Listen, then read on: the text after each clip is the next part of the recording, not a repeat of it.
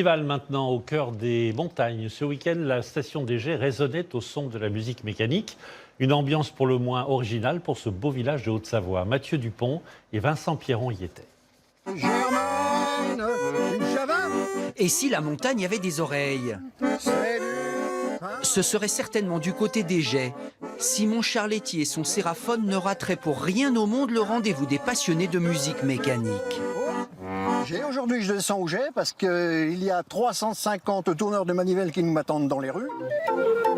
Et c'est vrai que Simon a de la concurrence. Les orgues ont investi chaque coin de rue, chaque bout de trottoir. Ce sont des sons qui sont restés, qui font partie du patrimoine, qui font partie de la culture. Anciens, restaurés, le principe de la carte perforée reste le même pour tous. Moi, je trouve ça extraordinaire. C'est l'ancêtre de l'informatique, en fait.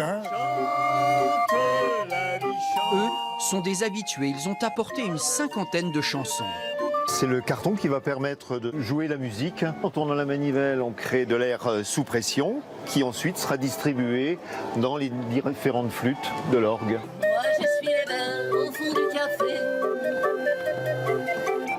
J'ai bien trop à faire pour pouvoir rêver. C'est l'ambiance de rue, c'est la vie de rue, c'est le partage dans la rue avec tous les gens qui passent. Et puis il y a les farfelus comme Jürgen, avec son orgue où la vapeur remplace l'air, sa locomotive à musique comme il dit. Un peu plus loin, ce clin d'œil à nos champions du monde, le Victory, la Rolls des orgues. Un géant de 13 tonnes et ses 1200 tuyaux pour fêter encore et encore la victoire.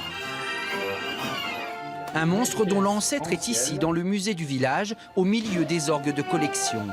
La Serinette, fabriquée dans les Vosges. Le premier instrument portable de musique mécanique qui fonctionne avec la manivelle et qui donnera naissance à l'orgue de Barbarie. Un appareil de 1720 qui a été utilisé au départ pour apprendre aux oiseaux à chanter, comme on le voit bien sur cette gravure.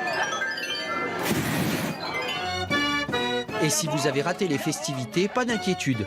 Le musée de la musique mécanique reste ouvert toute l'année.